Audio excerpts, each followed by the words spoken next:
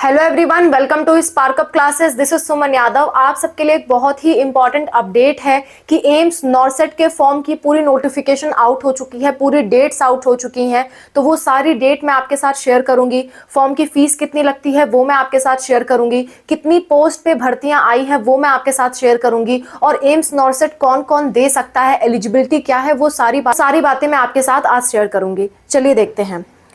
AIIMS नॉर्सेट, AIIMS नॉर्सेट, अगर हम AIIMS नॉर्सेट की बात करें तो एम्स नॉर्सेट का जो एग्जाम है वो एम्स की संस्था करवाती है। और एम्स की जो संस्था है वो ये नॉर्सेट का एग्जाम कराती है फॉर नर्सिंग ऑफिसर्स की भर्ती के लिए, नर्सिंग ऑफिसर रिक्रूटमेंट। और इसके लिए ना ही केवल लड़कियां, लड़के भी एलिजिबल होते हैं। बॉयज प्लस गर्ल्स दोनों ही इसके लिए एलिजिबल होते हैं। बॉयज और गर्ल्स दोनों ही इसके लिए एलिजिबल होते हैं।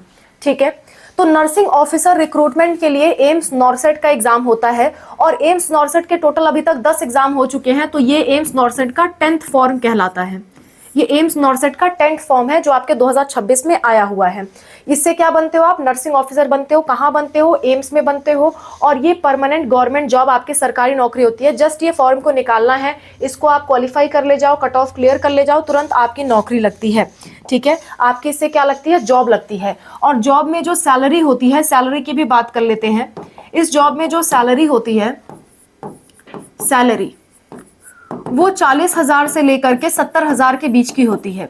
40,000 से 70,000 तक आपको सैलरी मिलती है अगर आप एम्स में नर्सिंग ऑफिसर बन जाते हो। ठीक है, अब एम्स में नर्सिंग ऑफिसर बनने के लिए करना क्या पड़ेगा, और मैम फॉर्म क्या है, फॉर्म की डेट क्या है, वो भी बताती हूँ।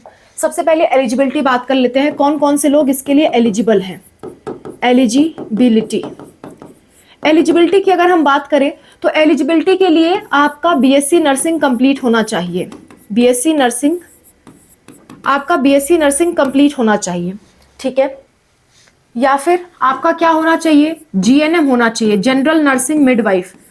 आपने जीएनएम का कोर्स कर रखा है कहीं से भी, या फिर बीएससी नर्सिंग का कोर्स कर रखा है तो आप एलिजिबल हो। पर जीएनएम के साथ साथ एक और चीज साथ में चलती है कि आपका 2 साल का एक्सपीरियंस होना चाहिए, 2 ईयर एक्सपीरियंस। और एक्सपीरियंस भी कहाँ? एक्सपीरियंस भी आपका 50 बेड वाले हॉस्पिटल में, कोई छोटे मोटे हॉस्पिटल में नहीं, कम से कम 50 बेड हॉस्पिटल में, 50 बेड हॉस्पिटल में आपका एक्सपीरियंस होना चाहिए। और आपको उससे रजिस्टर्ड नर्स का जो सर्टिफिकेट है वो भी मिल जाता है। तो ये चीज़ मांगी गई है एलिजिबिलिटी के तौर पे। अगर ये आप नहीं दे सकते तो आप एलिजिबल नहीं होगे।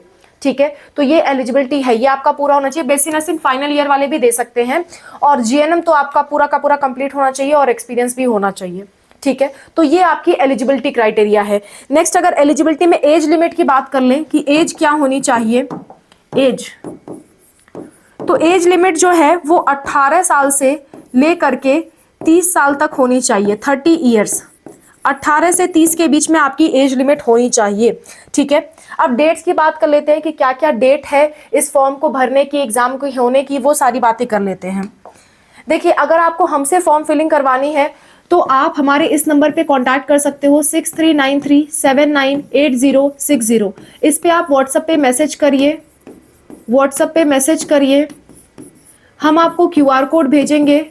अगर आपको कोई डाउट है तो 200 का पेमेंट करके आप डाउट सॉल्व करवा सकते हैं। अगर आपको फॉर्म भरवाना है तो 1500 का पेमेंट करके आप हमसे फॉर्म भरवा सकते हैं। ठीक है, आगे बढ़ते हैं, डेट्स की बात कर लेते हैं और फॉर्म फीस की बात कर लेते हैं। डेट्स की अगर मैं बात करूं तो ये फॉर्म जो है इसका नोटिफिकेशन आउट हो गया है, लेकिन फॉर्म आपका 24 फरवरी से भरा जाएगा। फॉर्म आपका 24 फरवरी से भरा जाएगा और ये चलेगा आपका 16 मार्च तक। 24 फरवरी से 16 मार्च तक का आपको समय दिया गया है फॉर्म भरने के लिए। अब आपका जो एग्जाम है,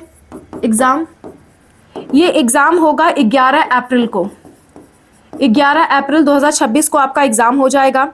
और अगर फीस की बात की कि एप्लीकेशन फीस कितनी लग रही है, एप्लीकेशन फीस, तो एप्लीकेशन फीस की अगर मैं बात करूं तो अगर आप जनरल हो या फिर ओबीसी हो तो उस केस में आपका 3,000 रुपये लगेगा। अगर आप ईडब्ल्यूएस हो या फिर एससी हो या फिर एसटी हो तो आपका 2,400 रुपये लगेगा।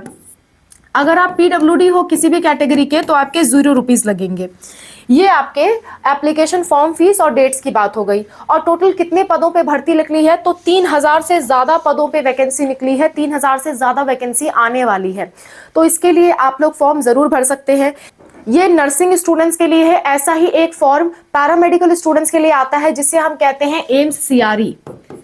इसे हम क्या कहते हैं, एम्स सीआरई कहते हैं। एम्स सीआरई का भी जब फॉर्म आएगा हम उसकी नोटिफिकेशन आपको देंगे। आपको नाम मालूम होना चाहिए। फुल फॉर्म है इसका common recruitment exam, AIIMS common recruitment exam, जिसमें पैरामेडिकल वालों की भी भर्तियां दी जाती हैं और इसी तरह की सैलरी उन्हें भी प्रोवाइड की जाती है। सो इसी तरह की और जानकारी के लिए आप हमारे साथ जुड़े रहिए। और अगर कोई दिक्कत आती है, परेशानी आती है, कमेंट में मेंशन करिए। मैं और अनूप सर आपकी हेल्प के लिए हमेशा तैयार हैं। Thank you for watching. Bye, take care.